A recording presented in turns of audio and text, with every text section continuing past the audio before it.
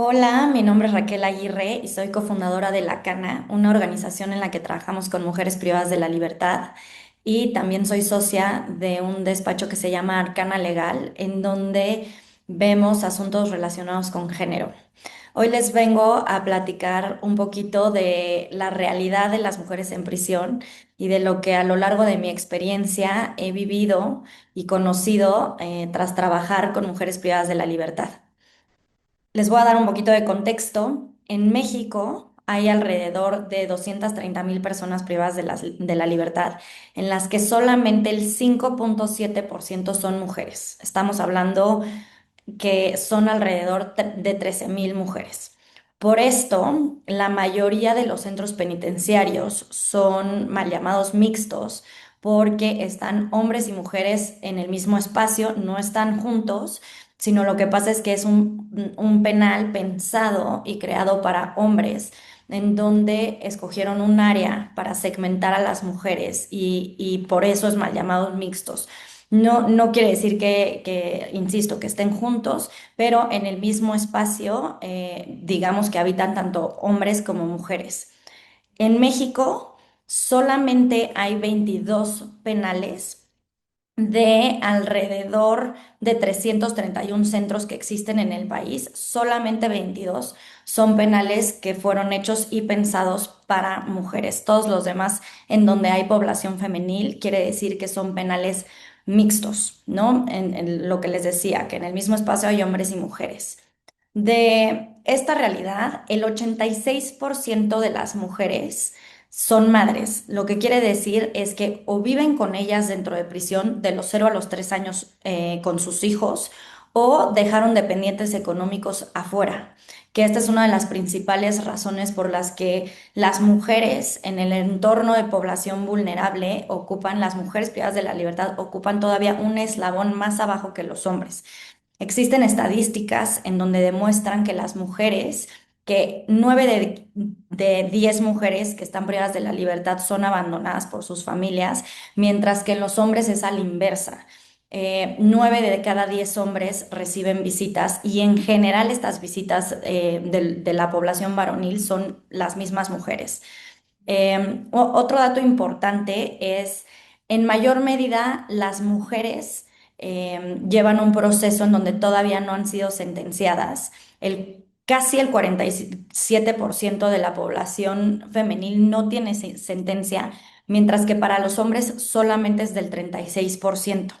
Esto nos habla de la disparidad existente en el sistema penitenciario, en donde no solamente estamos hablando de que no existen los espacios pensados y creados para las mujeres, sino también se ven afectadas desde sus procesos judiciales y sobre todo la carga social que esto representa.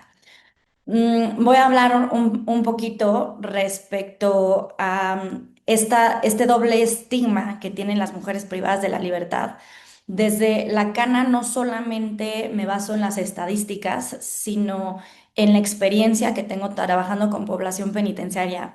Estamos principalmente en la Ciudad de México y en el Estado de México, pero conocemos diferentes prisiones en Guadalajara, Querétaro, Quintana Roo, Coahuila. Hemos viajado por varios estados de la República conociendo el sistema penitenciario, y realmente la doble sentencia que tienen las mujeres es en todo el país, ¿no? No solamente se les sentencia por haber cometido un delito, por haber infringido una ley y haber cometido un delito, sino también por haber roto con este rol de género, rol de ama de casa, de cuidadora del hogar, de que las mujeres únicamente servimos para procrear, para cuidar a los hijos, para hacer labores de hogar. Se rompe con este rol de género y por eso es un doble estigma que tienen las mujeres. Incluso las estadísticas muestran que las mujeres son sentenciadas por el mismo delito que un hombre hasta 5 años más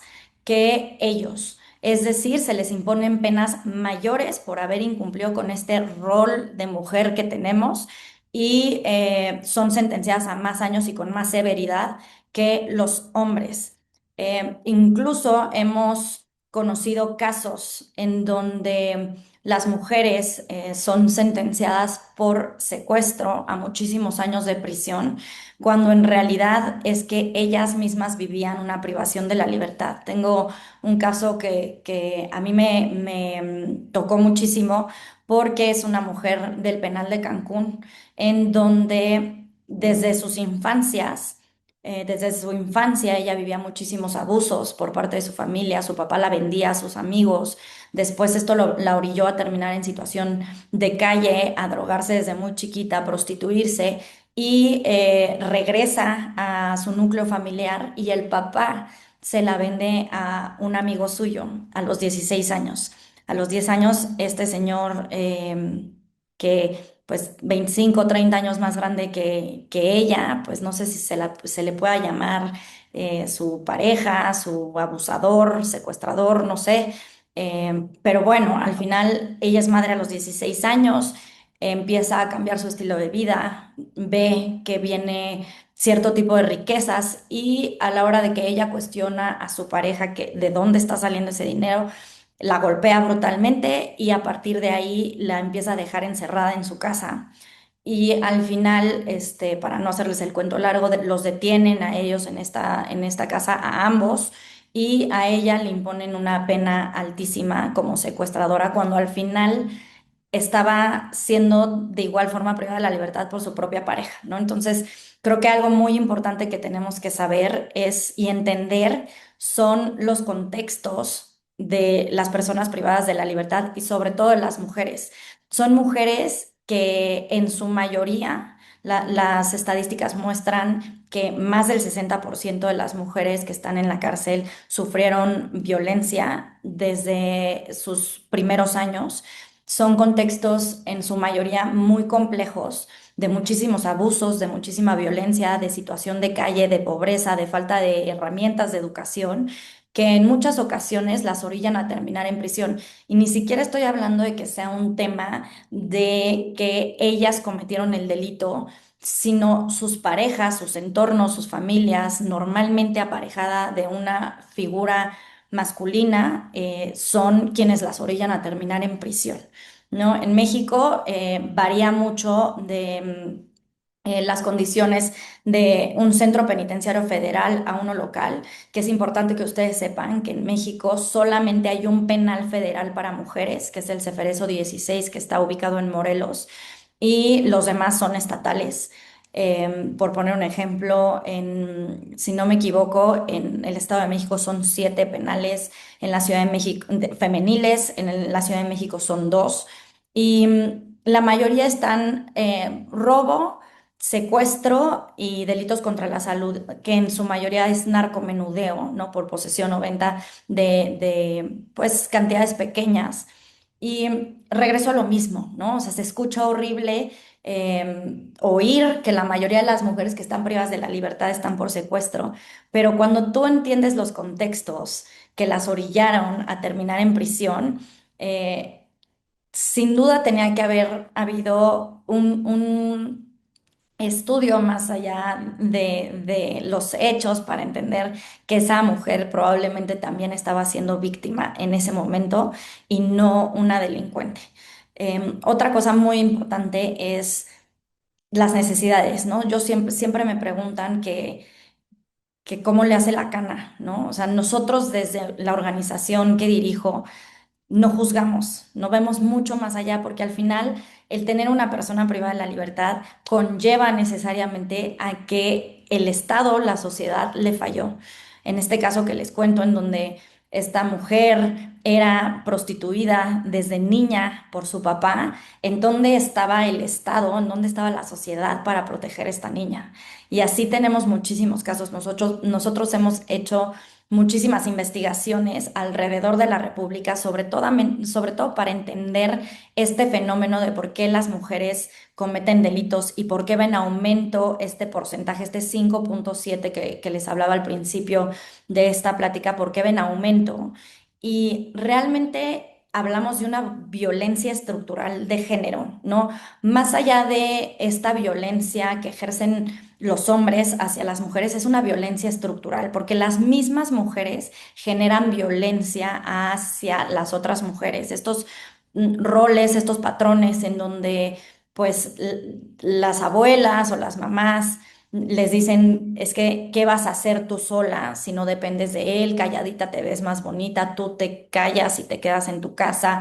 Esto es lo que te tocó, es un sacrificio, el amor todo lo vale. Esto es lo que muchas veces conlleva a las mujeres a terminar en prisión porque no hablan, se callan, se aguantan. Y así parece ser que es como estamos pues educadas las mujeres en México. También otra parte que me gustaría tocar y regresándome un poco a los penales que están realmente hechos con perspectiva de género, falta muchísimo que hacer en este aspecto. Sí somos diferentes las mujeres que los hombres, sobre todo físicamente. Necesitamos atención médica especializada, sobre todo ginecológica y sobre todo para los niños. Los niños pueden vivir con sus mamás de los 0 a los 3 años, que es la edad más importante de un niño porque se están desarrollando. No hay alimentación, no hay fórmula, no hay pañales, no hay atención para su desarrollo natural de un niño. Entonces, sin duda los espacios tienen que estar pensados con perspectiva de género, espacios para que las mujeres puedan tener chequeos ginecológicos, los niños puedan desarrollarse, pediatras que los revisen. Es tristísimo ver el desarrollo de un niño privado de la libertad en donde en la mayoría de los penales no existen ni las herramientas ni los recursos para cuidar a los niños. Y al final yo siempre digo, los niños no escogieron nacer detrás de las rejas, ¿no? O sea, esa sí es nuestra responsabilidad como sociedad, que esos niños tengan oportunidades, porque si no están destinados a regresar al mismo ciclo. Nosotros tenemos la certeza de que se deben de tener modelos de reinserción social efectivos dentro de prisión. La legislación lo señala, pero se deben de tener. ¿Por qué? Porque cuando tú aíslas a una mujer de su núcleo familiar, no solamente estás afectando a esa mujer, estás afectando a todo su entorno familiar porque ella es la principal cuidadora de los hijos. Nosotros desde la Cana tenemos un programa de capacitación laboral precisamente para eso, porque las mujeres, además de sobrevivir dentro de prisión, porque es sabido que todo cuesta dentro de prisión, mandan dinero a sus familias para que estos niños no repitan esos mismos patrones y rompan el ciclo de la violencia y de la delincuencia. Em, También debemos apostar a que las mujeres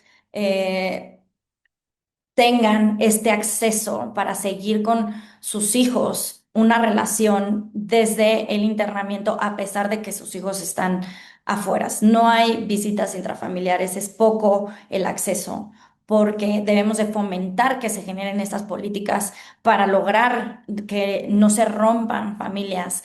Porque muchas veces es muy caro. Por ejemplo, en el penal federal hay mujeres de toda la República. Es imposible para la familia, es imposible para una mujer de Nuevo León trasladarse hasta Morelos a visitar a la mujer que está privada de la libertad. Entonces, generemos políticas para que estas familias puedan tener acceso, no solamente en videollamadas, sino que sí tengan un real acceso y cercanía a las personas que están privadas de la libertad.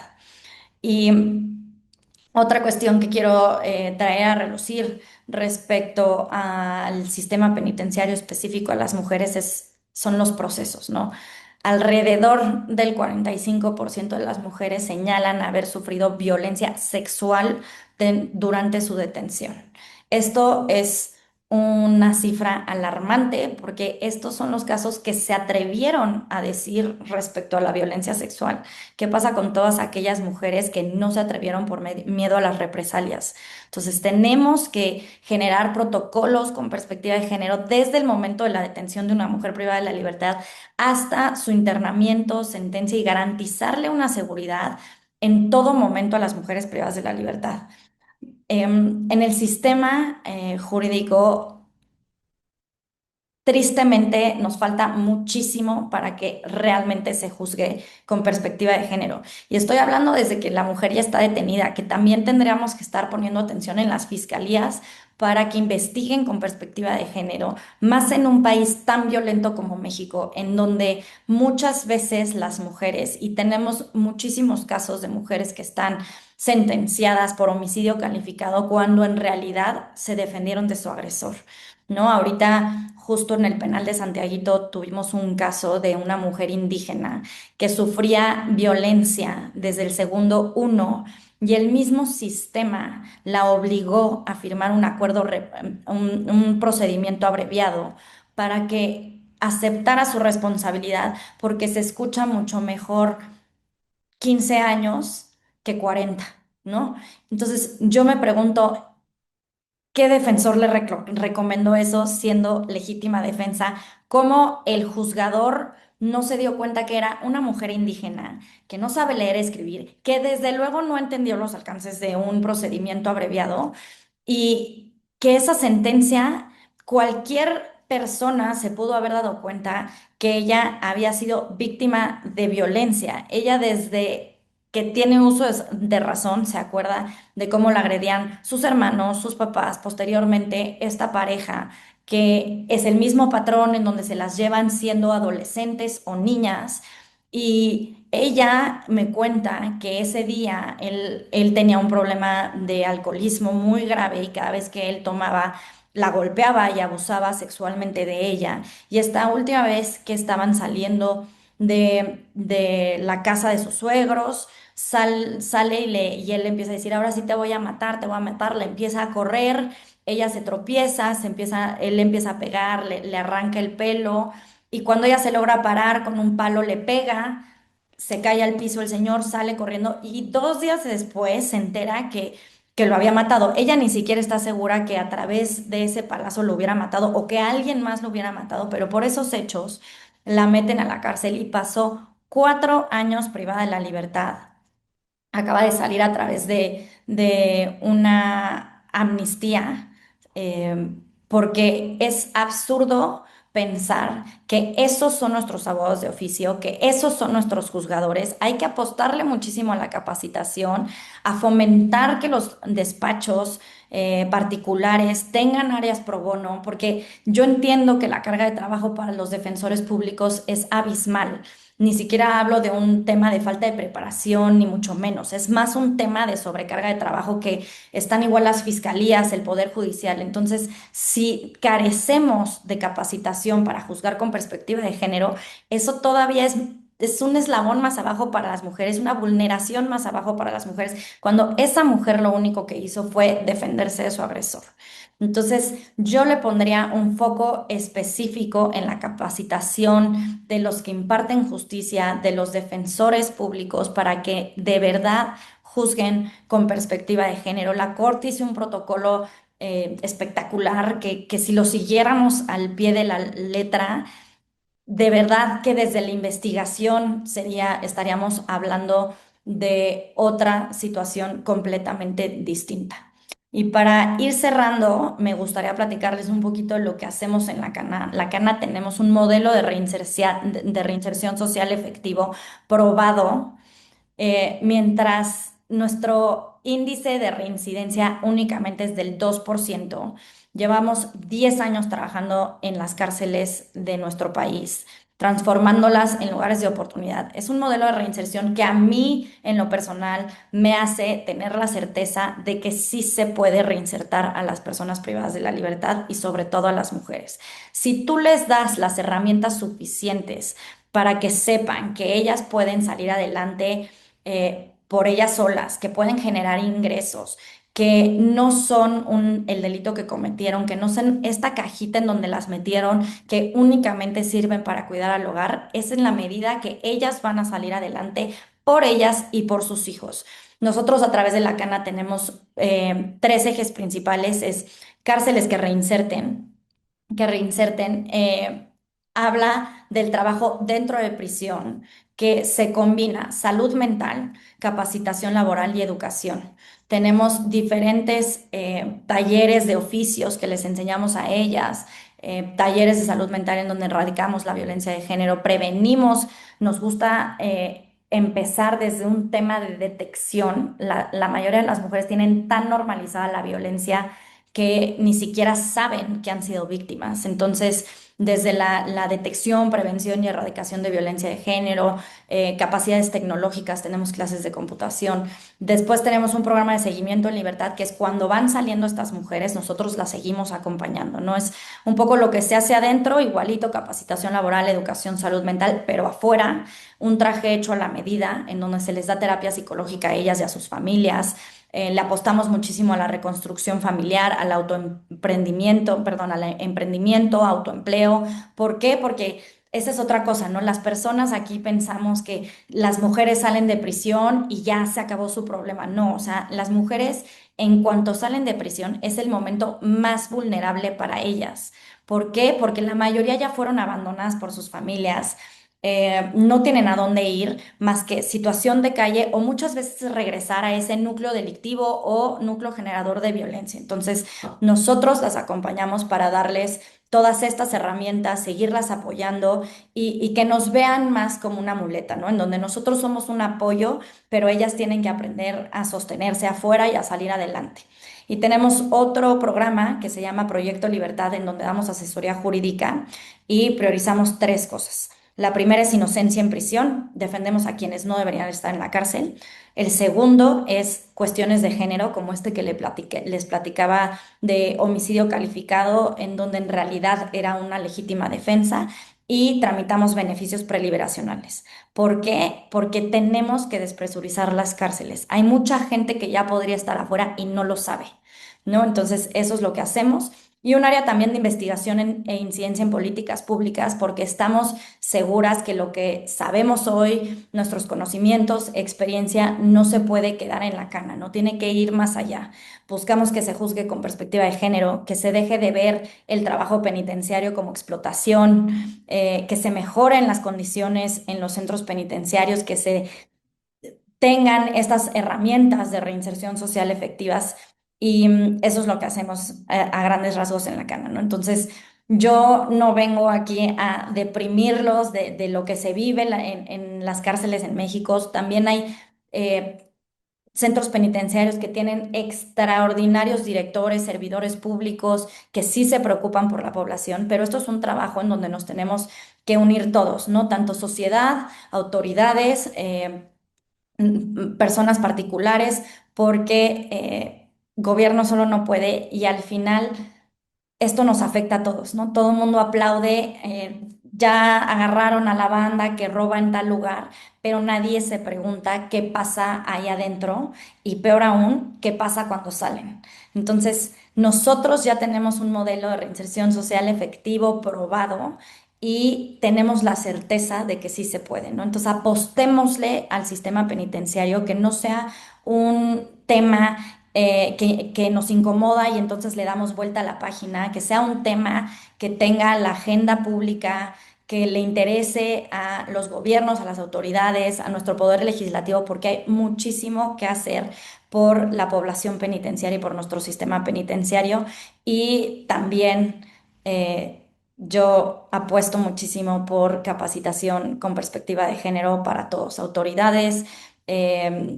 Jueces, magistrados, fiscalías, sociedad, porque si no empezamos por ahí, si no empezamos deconstruyendo también a los hombres, estamos hablando prácticamente de letra muerta. Muchas gracias, espero que esto les sea de utilidad. Gracias por la oportunidad y nos vemos pronto.